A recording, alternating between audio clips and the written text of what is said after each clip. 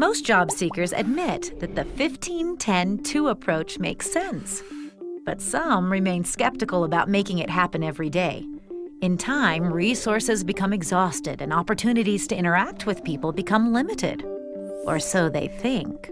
These same job seekers fail to recognize that they naturally do similar activities in their day-to-day lives. For example, imagine that you've just moved to a new city and that you desperately need a haircut. Assuming you don't know anybody in the area, what would you do? Where would you go? When placed in this exact situation, one person turned to the internet to find a barber. He could have also looked in different directories, or he might have simply talked to people he met. He searched for businesses in that city, such as salons, barbershops, and beauty schools. In less than 5 minutes, he found over 400 places where he could get his hair cut. Think about it.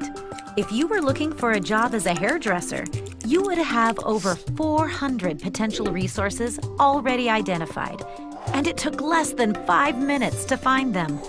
By identifying 15 new resources daily, you control your job search situation. You now have something to fall back on when other aspects of your search don't go as planned. You now have companies to research and specific job openings to find. Okay.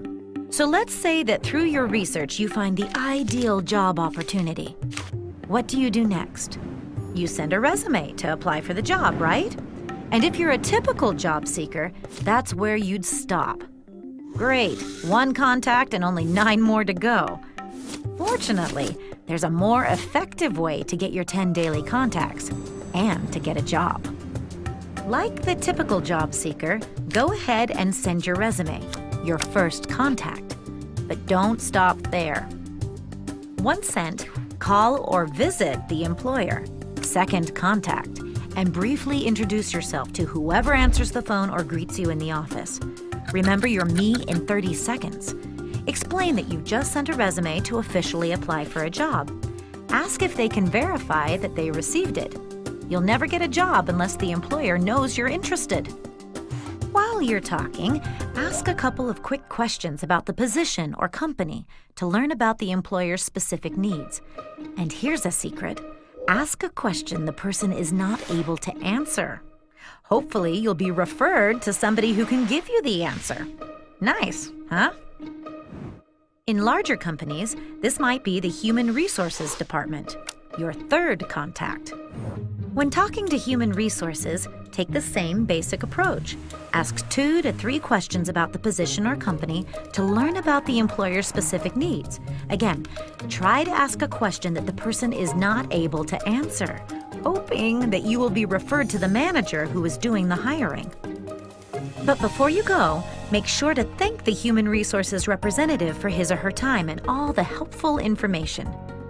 In your conversation, you'll likely identify things you wish you'd have highlighted in the application process. Ask the human resources representative if it would be all right to add this detail to your resume. If so, ask if it would be all right to forward your updated resume directly to him or her. Fourth contact. Now, on to the hiring manager, fifth contact. The same basic strategy applies here. Briefly ask 2 to 3 questions to better understand the employer's needs and the details of the position you're seeking. Here, the intent is not to ask questions that can't be answered, only to find ways you can provide value to the employer. Again, be sure to thank the hiring manager for his or her time.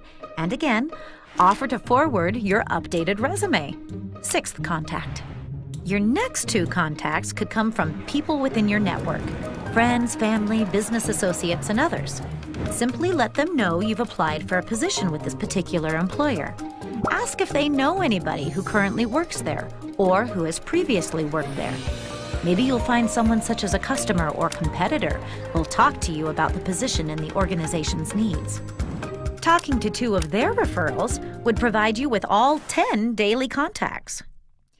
Now, if you meet in person with the people in your network or their referrals, you would also have more than 2 face-to-face contacts. That's 10 contacts and 2 face-to-face meetings for 1 job opening. Just think how many more contacts you could have and the impression you would leave if you followed simple business etiquette and sent each individual a thank you note for their time. Now that's a winning job search.